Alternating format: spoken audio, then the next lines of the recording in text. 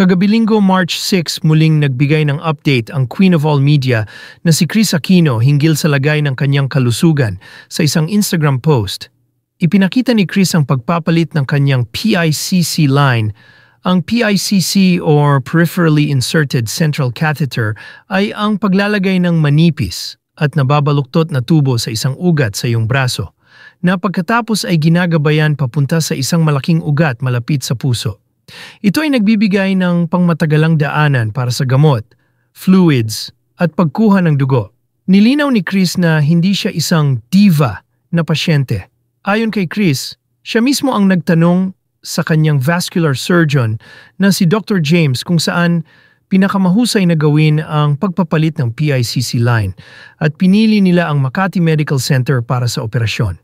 Sinabi ni Kris na ang kanyang medical team ay lumaki na at nagkaroon siya ng diagnosis ng 9 na autoimmune diseases, na 5 sa mga ito ay maaaring magdulot ng kamatayan.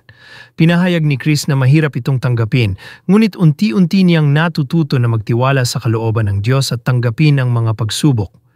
Ibinahagi rin ni Kris ang mga bagay na nakakatulong sa kanyang paggaling, tulad ng mga problema sa pagkain na natulungan ng mga kaibigan. Nagpasalamat siya kay Ann Binay na nagpadala sa kanya ng turon at chocolate chip cookies, at kay Dr. Kat C na nakakita ng magagandang avocado.